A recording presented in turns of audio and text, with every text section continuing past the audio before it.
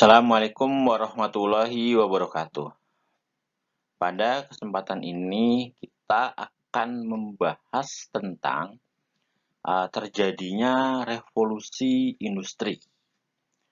Kalau sebelumnya kita akhir-akhir ini mendengar ada yang disebut dengan revolusi industri 4.0. Nah, ini kita mulai dari revolusi industri 1.0 dan 2.0. Nah, kalau revolusi industri 1.0 itu kira-kira membahas tentang penemuan mesin uap. Kalau 2.0 itu bercerita tentang penemuan listrik. Oke, kita mulai. Ini adalah kompetensi dasar yang kita tuju. Ini adalah indikator pencapaian kompetensinya. Kita mulai dari pengertian revolusi industri.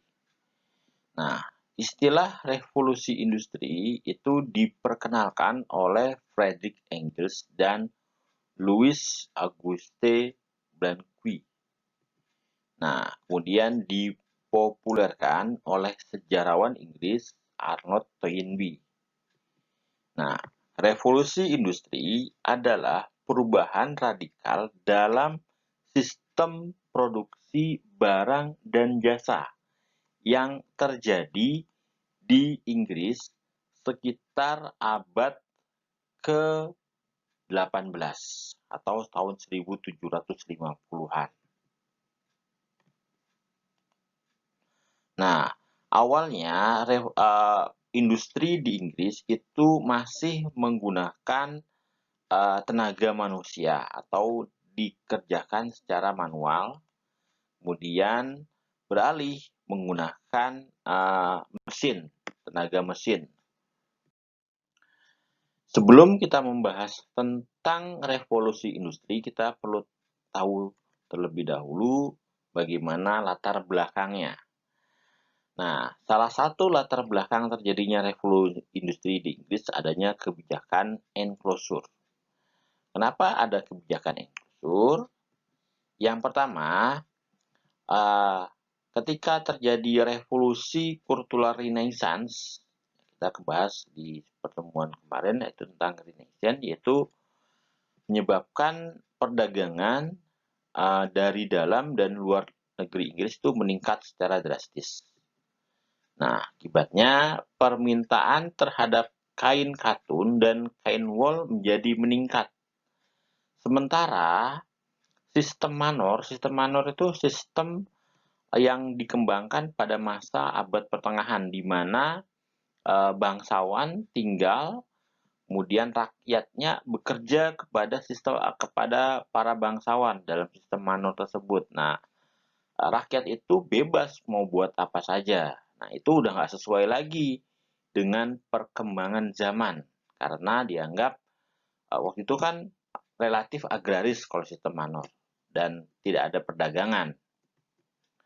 Nah, ditambah lagi kekuasaan kaum bangsawan dan otoritas gereja pada masa itu juga semakin berkurang, sehingga akhirnya ada sekelompok petani yang mengusulkan bagaimana diadakan kebijakan enclosure atau bahasa sederhananya memagari lahan tertentu sehingga hanya satu orang yang berhak melakukan aktivitas pertanian di tempat itu.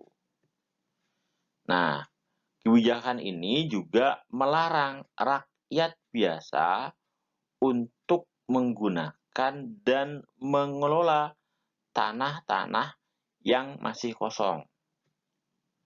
Nah, pemerintah kemudian menyerahkan pengelolaan tanah-tanah ini kepada beberapa petani saja.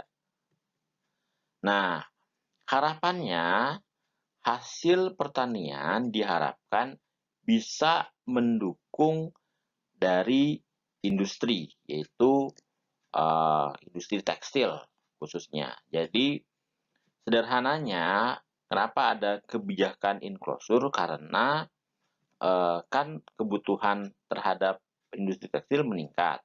Nah, sementara di pedesaan itu rakyatnya itu kan dia buat pertaniannya kan bebas, bisa dia boleh nanam apa saja yang dia mau.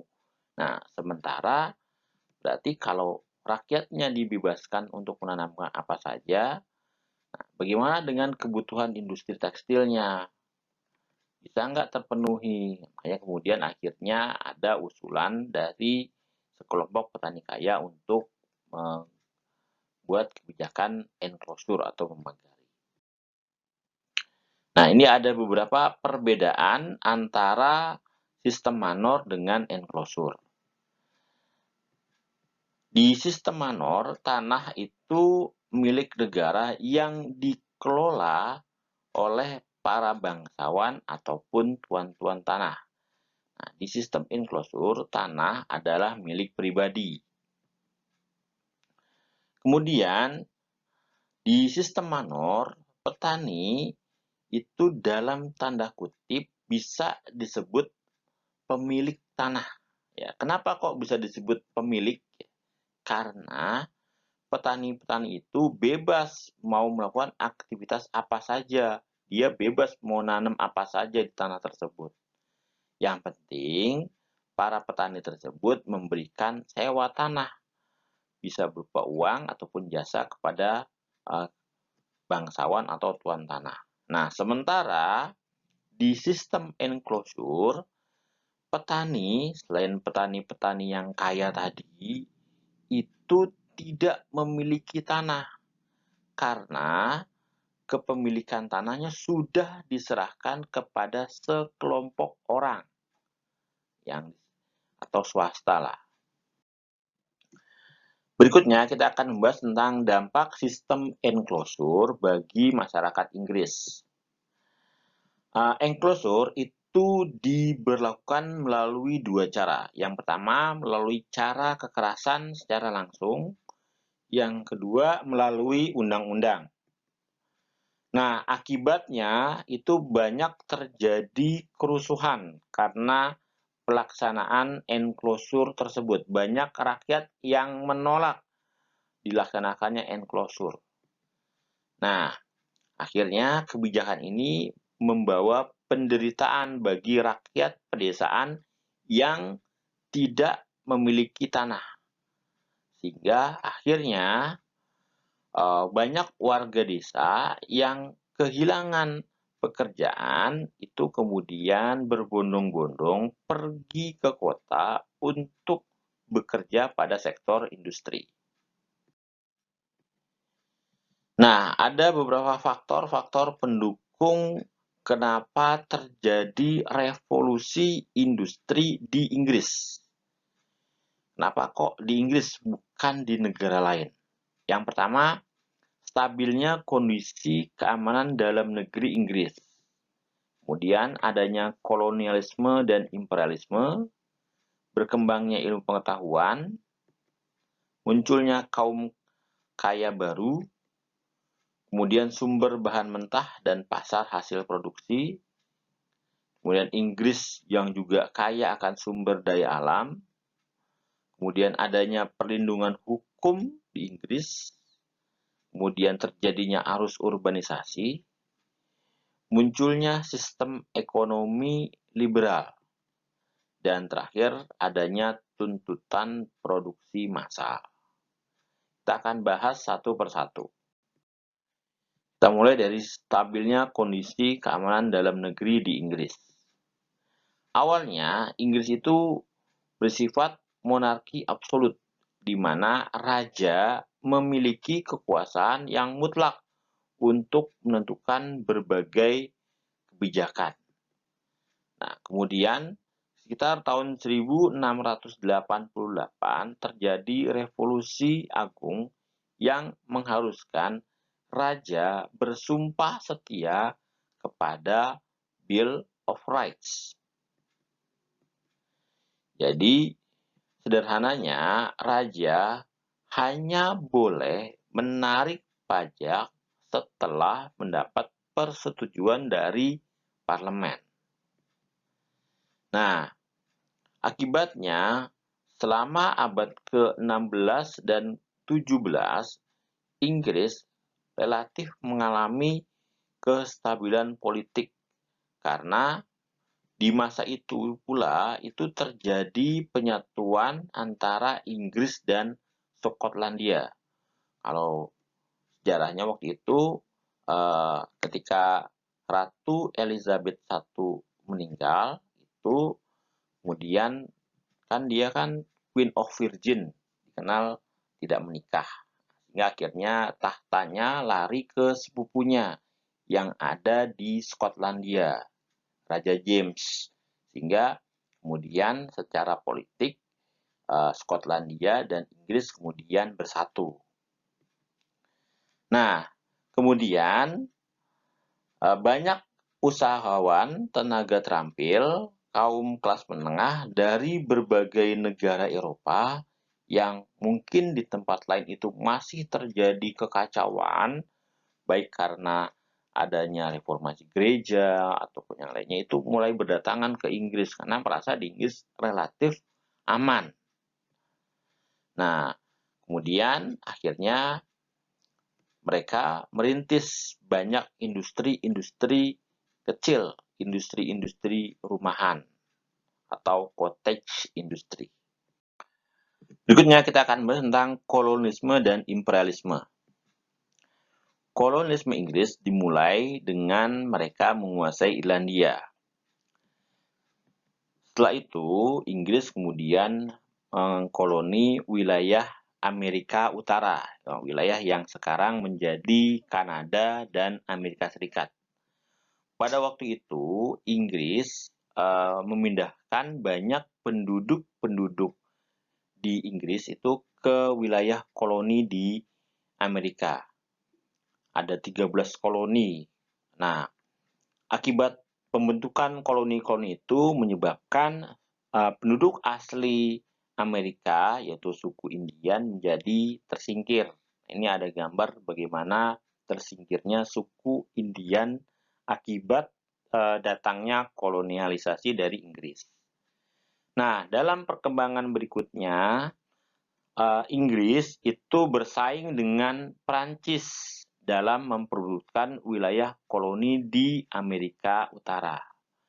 Nah, Inggris kemudian menang. Nah, setelah itu, ketika Inggris menang, Inggris menetapkan berbagai macam aturan pajak kepada rakyat koloni. Sehingga akhirnya rakyat koloni menolak. Nah, ini yang nanti akan menjadi revolusi Amerika. Rakyat koloni menginginkan jika ada pajak harus ada perwakilan di parlemennya. Nanti kita akan bahas tentang revolusi Amerika ini di bab berikutnya. Kita hanya bahas sekilas aja di sini. Nah, setelah Inggris kalah dalam revolusi Amerika, akhirnya Inggris mengalihkan perhatiannya dengan menguasai India secara militer dan politik. Nah, penguasaan itu melalui pembentukan EIC. Nah, EIC ini berfokus kepada perdagangan. Nah, munculnya EIC ini menyebabkan banyak pedagang-pedagang dan kelas menengah Inggris itu mengenal dunia timur. Nah, sehingga mereka banyak yang menjadi pelaku perdagangan rempah-rempah, baik sebagai pelaku utama atas nama EIC maupun sebagai pedagang perantara.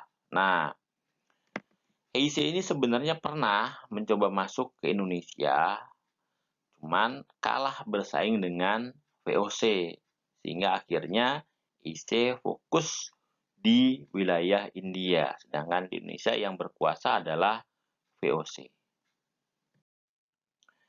Berikutnya kita akan bahas tentang berkembangnya ilmu pengetahuan.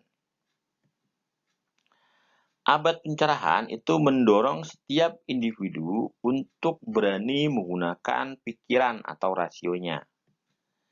Nah, pencerahan ini mengusung ide-ide seperti rasionalitas, kebebasan, dan kreativitas individu. Nah, dengan demikian, akhirnya banyak ditemukan hukum-hukum alam yang kemudian akan membantu dalam terjadinya revolusi industri.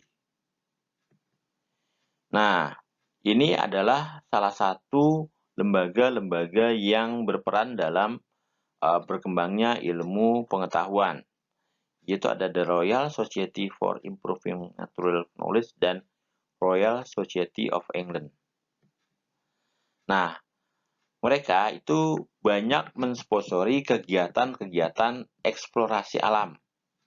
Nah, hal ini akan mendorong terjadinya berbagai penemuan-penemuan baru yang berdampak untuk terjadinya revolusi industri.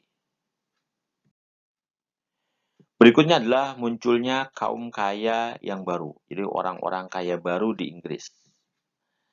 Ya, perdagangan Inggris dengan dunia timur itu memunculkan golongan kelas menengah atau kaum borjuis. Nah, perdagangan rempah-rempah yang sangat menguntungkan ini disebabkan karena tingginya permintaan di Eropa akan rempah-rempah. Nah, dengan banyaknya perdagangan rempah-rempah menyebabkan banyak orang-orang yang kemudian menjadi kaya. Dan mereka kemudian menabung uangnya di Bank of England. Akibatnya, cadangan modal di Bank of England ini menjadi besar. Nah, cadangan modal yang besar ini kemudian memudahkan para pelaku usaha yang mau meminjamkan uang untuk modal usaha. Karena kan modal di Bank of England itu banyak. Jadi bisa diputar lagi untuk membantu pelaku-pelaku usaha yang pengen pinjam uang. Nah, kemudian kaum-kaum borjuis, ya orang-orang kaya baru itu kemudian berusaha mengembangkan usahanya ke bidang-bidang lain. Kalau sebelumnya mereka fokus di perdagangan rempah-rempah, kemudian mereka mencoba untuk mengembangkan usaha di bidang seperti tekstil, atau sepatu, dan lain sebagainya. Nah, adanya kaum borjuis yang masuk ke bidang-bidang ini nantinya akan melahirkan sistem kapitalisme. Berikutnya kita akan bahas tentang sumber bahan mentah dan pemasaran hasil produksi. Nah, daerah-daerah Inggris itu kan wilayahnya luas. Selain luas, juga kaya akan sumber daya alam. Nah, wilayah-wilayah tersebut bisa menyediakan bahan-bahan baku yang diperlukan oleh industri-industri Inggris. Nah, kemudian dengan banyaknya bahan baku itu bisa memunculkan kreativitas warganya untuk melahirkan produk-produk baru, produk-produk olahan dari bahan baku yang ada di tanah jajahan Inggris. Nah, selain itu, wilayah jajahan Inggris yang sangat luas tadi juga bisa dijadikan sebagai tempat pemasaran bagi hasil-hasil industri Inggris. Berikutnya, kita akan bahas tentang Inggris yang kaya akan sumber daya alam. Jadi, Inggris itu kaya akan bahan-bahan tambang seperti batu bara, biji besi, timah, dan kaulin. Batu bara nanti bisa digunakan sebagai bahan bakar dari mesin uap. Sementara biji besi, timah, dan kaulin bisa digunakan untuk mesin-mesin industri dan hasil industrinya. Nah, selain itu, Inggris juga memiliki wool. Nah, dalam industri tekstil itu kan wool sangat berperan penting karena dia akan jadi benang, benang wol. Nah, benang wol bisa jadi pakaian. Nah, jadi intinya Inggris memiliki semua yang dibutuhkan untuk membuat sebuah produk-produk, sehingga akhirnya bisa menjadi keuntungan bagi Inggris. Berikutnya adalah perlindungan hukum. Pemerintah Inggris memberikan perlindungan hukum terhadap berbagai penemuan baru dengan adanya hak paten. Nah, hal ini mendorong kegiatan-kegiatan penelitian ilmiah. Nah, salah satunya Royal Society for Improving Natural Knowledge itu banyak melakukan penelitian-penelitian. Nah, kemudian akhirnya dengan banyaknya penelitian-penelitian tersebut menyebabkan perkembangan ilmu pengetahuan serta teknologi menjadi semakin maju. Nah, kemudian dengan pemerintah Inggris yang banyak memberikan perlindungan ini menjadikan adanya kesempatan untuk membentuk sebuah gabungan perusahaan atau korporasi. Berikutnya kita akan melihat tentang arus urbanisasi. Kenapa kok terjadi arus urbanisasi? Kita perlu flashback, tadi ada kebijakan enclosure. Nah, kebijakan enclosure ini kan menyebabkan banyak rakyat di pedesaan yang tidak memiliki tanah, akhirnya pergi ke kota. Nah, kemudian pemerintah Inggris membuka berbagai industri-industri untuk menampung para penduduk desa supaya bisa bekerja di sektor-sektor industri tersebut. Berikutnya, kita akan bahas tentang munculnya sistem ekonomi liberal. Ada beberapa tokoh-tokoh yang mengembangkan paham ekonomi liberal, yaitu ada Adam Smith, Thomas Robert Malthus, David Ricardo, dan John Stuart Mill. Nah, sistem ekonomi liberal ini muncul sebagai reaksi terhadap paham ekonomi merkantilisme yang menekankan campur tangan pemerintah secara dominan dalam perekonomian. Menurut paham ekonomi liberal, ekonomi akan berjalan baik kalau negara tidak campur tangan dalam urusan-urusan ekonomi dengan membiarkan mekanisme pasar berjalan secara bebas. Lepasnya campur tangan dari negara akan mendorong terjadinya persaingan di pasar, sehingga pada akhirnya akan menumbuhkan kreativitas dari individu. Berikutnya kita akan membahas tentang tuntutan produksi massal. Nah, industri rumahan ini memicu terjadinya revolusi industri. Kenapa? Karena pengerjaan dari industri rumahan ini kan dilakukan secara manual dengan peralatan yang sederhana. Jadi hal itu membuat produktivitas para pekerja menjadi rendah. Kemudian butuh waktu lama untuk menghasilkan suatu unit produk. Akibatnya harga barang semakin tinggi.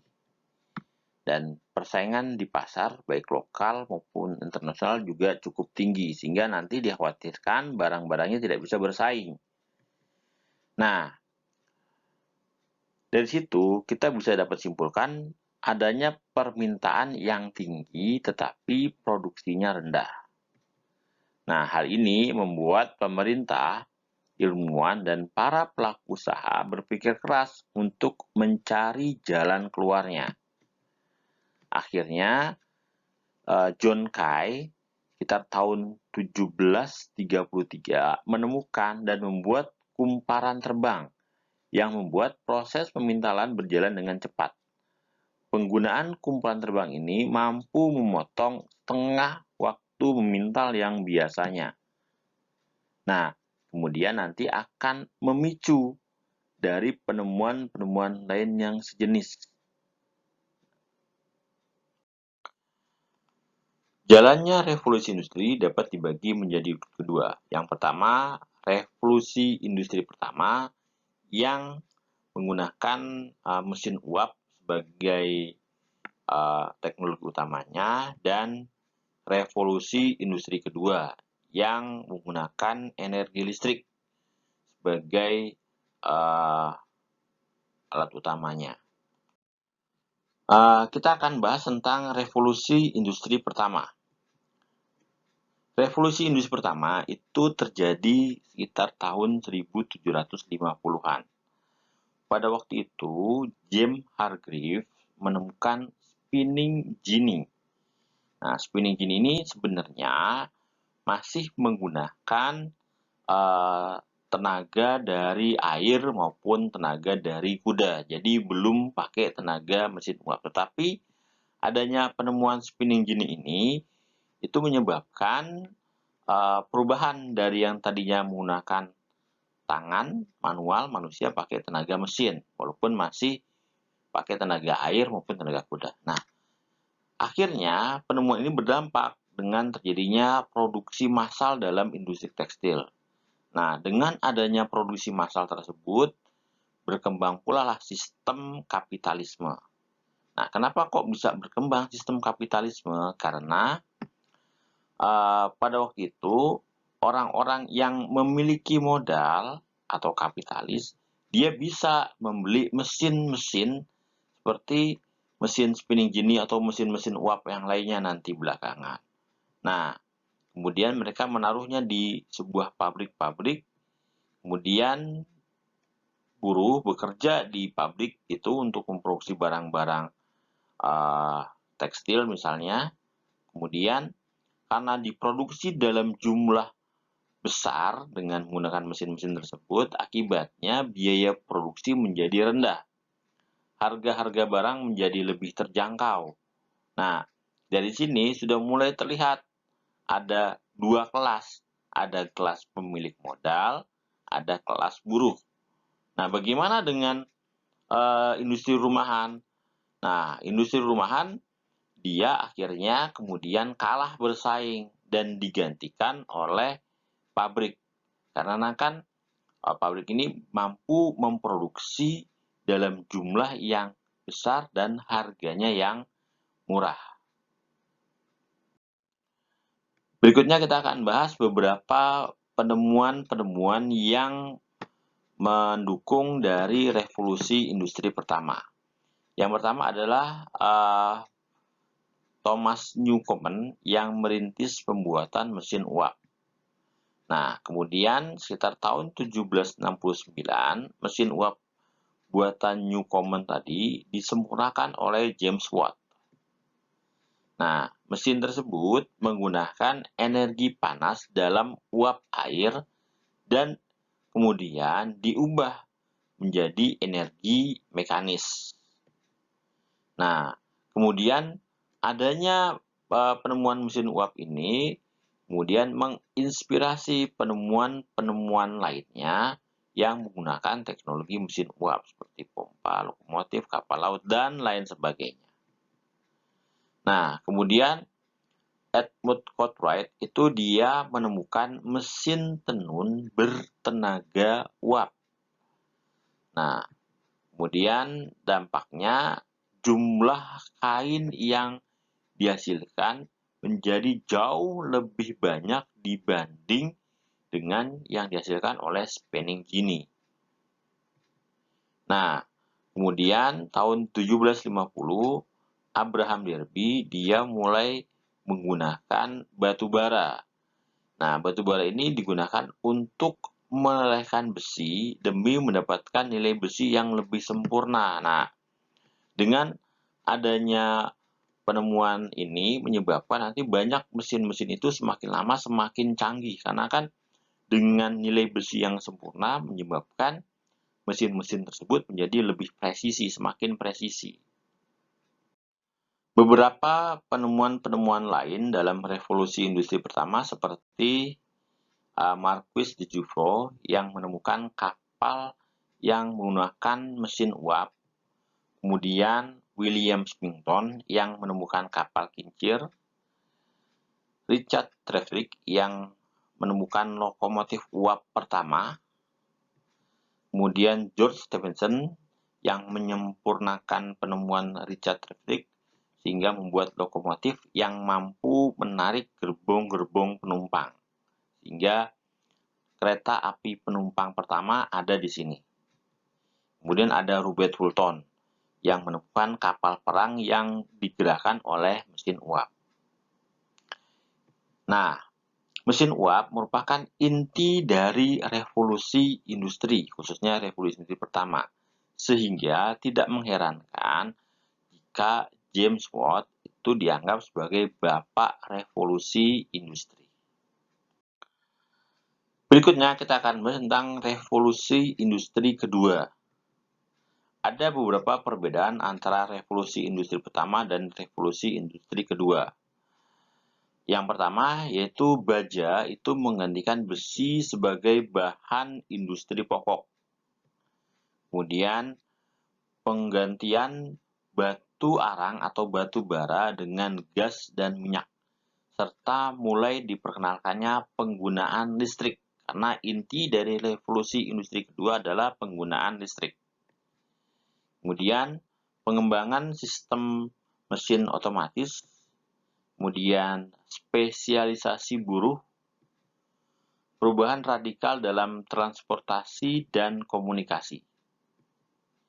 Kemudian pertumbuhan bentuk-bentuk baru dari organisasi kapitalis. Dan meluasnya industrialisasi ke Eropa Tengah, Timur, bahkan sampai ke Timur Jauh. Dalam revolusi industri kedua, ada beberapa penemu-penemu yang akan kita bahas. Di antaranya adalah ada Michael Faraday yang menemukan aliran listrik. Kemudian ada Luigi Galvani yang melanjutkan penemuan Michael Faraday dengan penelitian bagaimana efek listrik terhadap saraf dan otot hewan, khususnya katak. Kemudian ada Alessandro Volta, masih meneruskan penemuannya Michael Faraday. Dia mempelajari bagaimana daya listrik itu bekerja. Kemudian ada Andre Ampere yang menemukan alat-alat ukur listrik.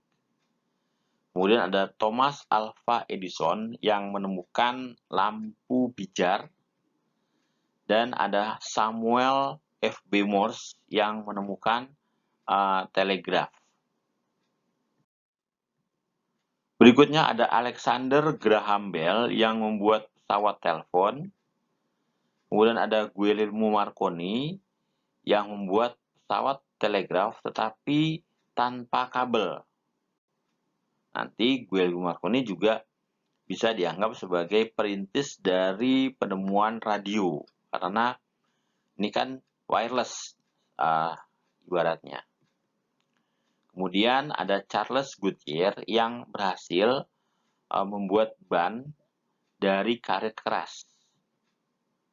Kemudian ada Wright bersaudara yang berhasil merintis pembuatan pesawat terbang. Kemudian ada Marie Curie, yaitu menemukan radioaktif. Nah, penemuan Marie Curie ini nantinya akan membuka jalan dari perkembangan berikutnya, yaitu bom nuklir. Revolusi industri itu sangat merubah bagaimana kehidupan masyarakat Eropa. Berikut kita akan bahas dampak-dampak dari revolusi industri terhadap masyarakat Eropa. Kita bisa lihat dari sisi ekonomi, sosial, maupun politik. Kita akan bahas satu persatu dimulai dari bidang ekonomi. Kita akan bahas dampak ekonomi, yaitu lahirnya industri besar. Revolusi industri itu memicu terjadinya revolusi dalam sistem perekonomian, karena sebelumnya ekonominya adalah ekonomi agraris dalam abad pertengahan menjadi ekonomi industri. Revolusi industri juga menimbulkan proses mekanisasi, di mana barang-barang diproduksi secara cepat, mudah, dan massal, sehingga mampu memenuhi kebutuhan masyarakat luas, dan harga-harga produk menjadi lebih murah. Dampak ekonomi selanjutnya adalah berkembangnya kapitalisme. Sistem kapitalisme adalah sistem ekonomi yang terjadi di mana sarana-sarana produksi dimiliki oleh pemilik modal secara pribadi yang ditujukan untuk memproduksi barang dan jasa dalam rangka mendapatkan laba atau keuntungan. Nah, revolusi industri membuat kapitalisme menjadi semakin berkembang karena para pemilik modal berupaya sebisa mungkin untuk memperbesar usahanya. Nah, akibatnya semakin banyak tenaga kerja manusia yang direkrut untuk menjalankan pabriknya. Nah, para kapitalis kemudian berlomba-lomba untuk menciptakan produk yang terbaik untuk memuaskan konsumen. Kemudian, para kapitalis juga aktif untuk menjual produk-produknya sehingga bisa laku di pasaran. Nah, akibatnya mulai ada istilah penghargaan terhadap waktu, di mana ada istilah waktu adalah uang. Dampak ekonomi berikutnya dari adanya revolusi industri adalah industri kecil menjadi gulung tikar atau bangkrut. Nah, industri besar ini bisa menyebabkan industri bangkrut karena industri kecil itu masih menggunakan cara kerja yang tradisional. Nah, sehingga industri kecil tidak bisa bersaing dengan industri besar karena biaya produksinya kan relatif tinggi atau mahal. Akibatnya harga produknya menjadi lebih mahal. Kalau produknya mahal berarti orang jadi enggan untuk membeli produk-produk dari industri kecil. Akibatnya banyak industri kecil yang gulung tikar atau bangkrut. Berikutnya kita akan membahas tentang dampak sosial dari terjadinya revolusi industri, di mana arus urbanisasi menjadi semakin tinggi. Nah, industrialisasi ini kan menyebabkan terciptanya lapangan-lapangan kerja, sehingga menciptakan kota-kota dan pusat-pusat keramaian. Nah, hal itu menarik penduduk desa untuk datang ke kota. Nah, kota dianggap menjanjikan kehidupan yang lebih baik dibanding di desa. Karena kan di desa tadi mereka juga tertekan dengan adanya kebijakan enclosure, di mana mereka tidak memiliki tanah.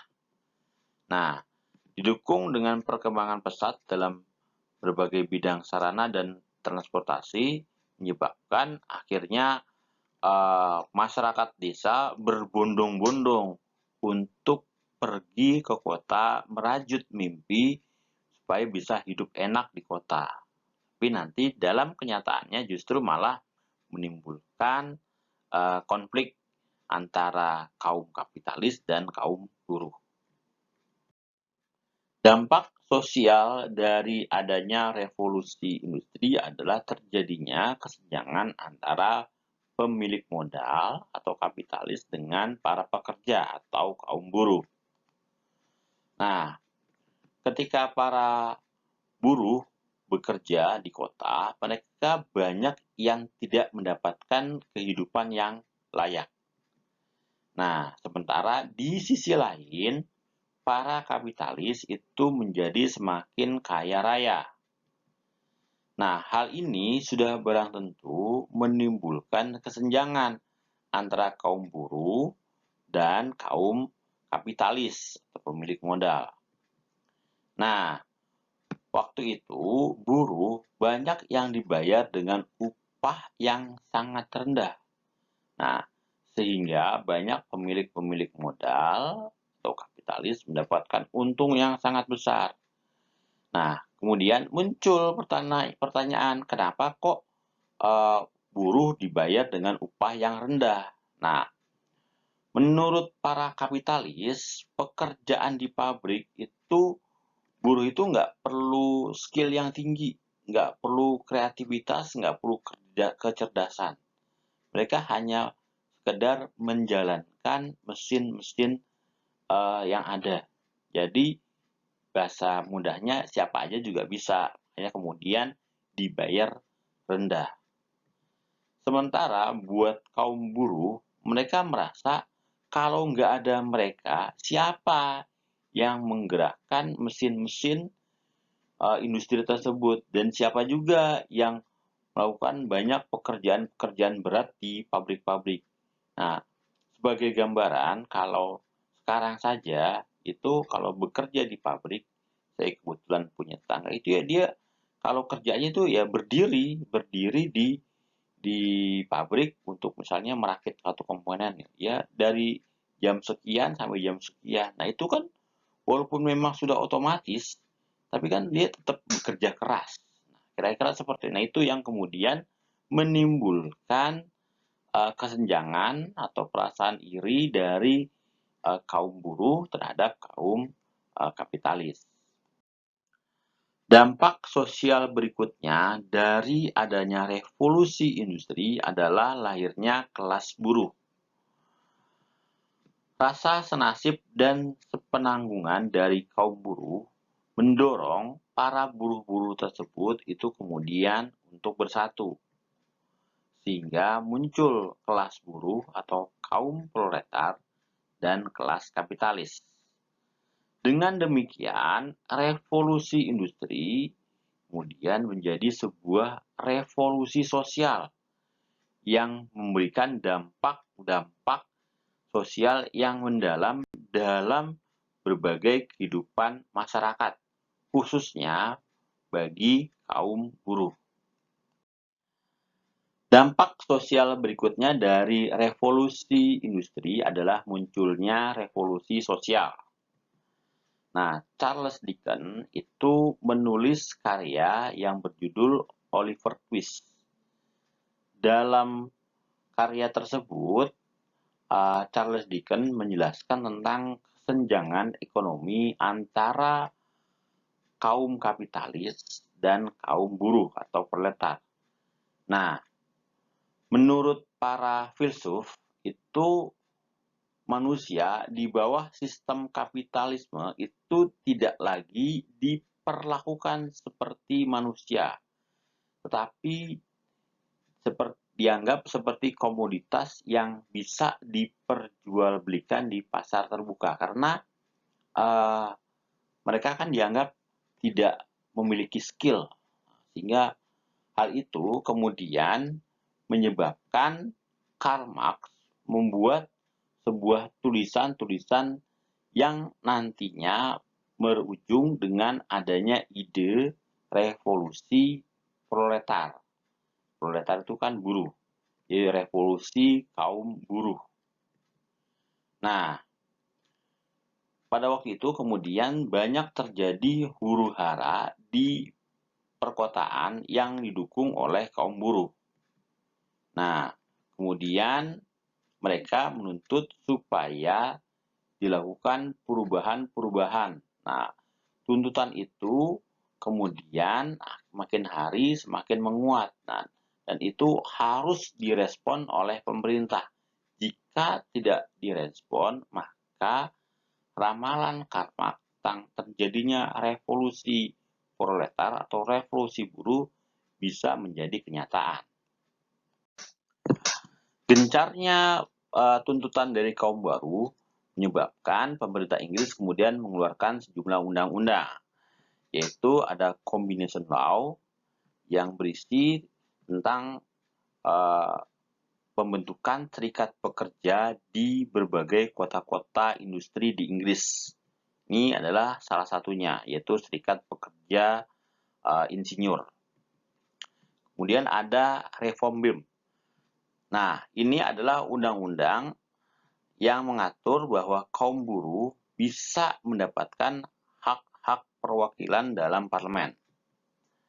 Kemudian ada Factory Act, yaitu undang-undang yang mengatur tentang 3 hal, yaitu kaum buruh boleh mendapatkan jaminan sosial, kemudian adanya larangan penggunaan tenaga kerja anak-anak dan wanita, dan batasan jam kerja. Berikutnya ada Poor Law Act, yaitu undang-undang yang mengatur tentang pembangunan perumahan bagi para pekerja, kemudian pendirian panti sosial yang diperuntukkan untuk fakir miskin, pengangguran, dan orang-orang yang lanjut usia. Dampak sosial selanjutnya dari revolusi industri adalah terjadinya polusi di banyak tempat.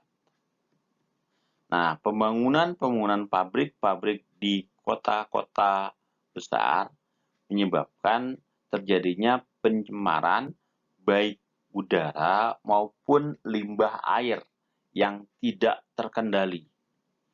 Sehingga hal itu menyebabkan kehidupan kota menjadi tidak sehat dan kotor. Dampak berikutnya adalah munculnya individualisme. Nah, individualisme merupakan hasrat untuk mencari untung sebesar-besarnya.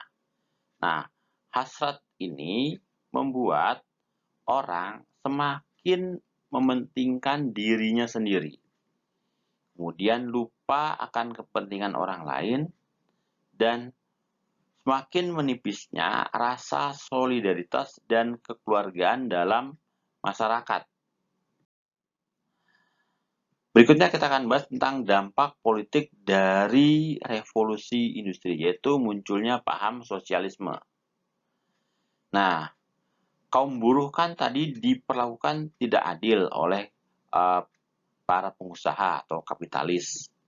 Nah, mereka kemudian bergerak menyusun kekuatan untuk memperbaiki nasib mereka. Nah, kemudian mereka membentuk gerakan sosialis. Nah, kemudian akhirnya muncullah beberapa partai-partai yang bercorak sosialis. Salah satunya adalah Partai Buruh atau Partai Sosialis, kira-kira seperti itu. Ada beberapa pemikir-pemikir populer dalam bidang sosialisme. Yang terkenal adalah Karl Marx dengan bukunya yang berjudul Das Kapital. Nah, dalam buku ini digambarkan bagaimana menurut Karl Marx kaum buruh yang diperlakukan tidak adil itu akan melakukan sebuah pemberontakan atau revolusi buruh. Nah, menurut pemikiran Karl Marx ini, suatu saat nanti kapitalisme ini akan runtuh dan digantikan dengan sistem baru, yaitu sistem komunis. Dampak berikutnya adalah munculnya partai politik. Nah, para buruh dan tokoh-tokoh sosialis kemudian membentuk suatu wadah perjuangan politik. Ya, nah wadahnya bisa berupa partai buruh. Nah, partai ini kemudian memperjuangkan keadilan dan kesejahteraan kaum buruh. Dampak politik berikutnya adalah timbulnya imperialisme modern. Nah, imperialisme modern itu fokusnya tidak lagi hanya sekedar mencari perdagangan. Nah, dalam imperialisme modern itu perlu dilakukan penguasaan secara penuh terhadap suatu negara koloni, baik secara politik maupun secara militer. Nah, dengan penguasaan secara penuh tersebut diharapkan bisa mendapatkan bahan mentah bagi industri di negara induk. Kemudian bisa menjadi saluran pemasaran barang-barang dari industri negara induknya. Dan terakhir adalah tempat investasi atau penanaman modal dari industri-industri yang ada. Karena kan secara umum kalau buat pabrik di wilayah koloni mungkin kan upahnya bisa jadi lebih rendah dibanding jika buat pabrik di negara induknya. Setelah kalian menyimak uraian di atas, sampailah kita di kesimpulan. Kesimpulan yang pertama bahwa revolusi industri itu merupakan perubahan cara produksi. Awalnya industri rumahan itu banyak menggunakan tenaga manual, tenaga manusia. Kemudian akhirnya berubah menjadi dikerjakan dengan mesin di pabrik-pabrik. Sehingga akhirnya merubah pola produksi yang tadinya sedikit menjadi banyak atau massal dan harganya pun menjadi semakin terjangkau. Kebijakan revolusi industri di Inggris itu diawali dengan adanya kebijakan enclosure atau memagari. Akibatnya banyak rakyat pedesaan yang kehilangan tanah dan akhirnya berbondong-bondong pergi ke kota untuk mencari pekerjaan. Dan jikapun ada yang tetap di desa, mereka tidak lagi mengandalkan tanah. Mungkin pekerjaannya bisa jadi adalah memintal benang, karena kan kebutuhan akan tekstil di kota itu sangat tinggi. Berikutnya, Inggris menjadi tempat awal revolusi industri karena adanya berbagai faktor, seperti Inggris kaya akan sumber bahan mentah, kemudian perkembangan ilmu pengetahuan yang baik di Inggris, dan adanya tuntutan produksi massal. Kemudian revolusi industri yang pertama itu bertumpu pada penemuan mesin uap yang diciptakan oleh James Watt. Nah, dari penemuan mesin uap ini kemudian muncul berbagai alat-alat penemuan lainnya yang berbasis mesin uap. Sehingga bisa dikatakan James Watt adalah bapak dari revolusi industri. Sedangkan pada revolusi industri yang kedua itu bertumpu pada penemuan listrik. Nah, dengan adanya penemuan listrik ini secara drastis merubah cara kerja manusia. Kalau sekarang kita bisa alami sendiri bahwa kita bisa bekerja sampai malam karena kan terang, lampunya kan terang. Bisa dibayangkan jika tidak ada listrik, maka aktivitas kerja terbatas hingga sore hari saja. Karena setelah itu maka praktis akan terhenti. Nah, revolusi industri juga mengakibatkan dampak di berbagai bidang seperti politik, ekonomi, dan sosial. Nah, itu banyak sekali dampaknya. Secara garis besar, revolusi industri akan mengakibatkan munculnya paham-paham seperti paham sosialisme yang meminta adanya hak dari buruh. Dan sampai detik ini pun masih ada di berbagai belahan dunia negara-negara yang memiliki partai buruh yang memperjuangkan aspirasi kaum buruh. Oke, dari saya cukup sekian, kurang lebihnya saya mohon maaf. Jika ada pertanyaan terkait materi, silahkan ditanyakan kepada saya. Assalamualaikum warahmatullahi wabarakatuh.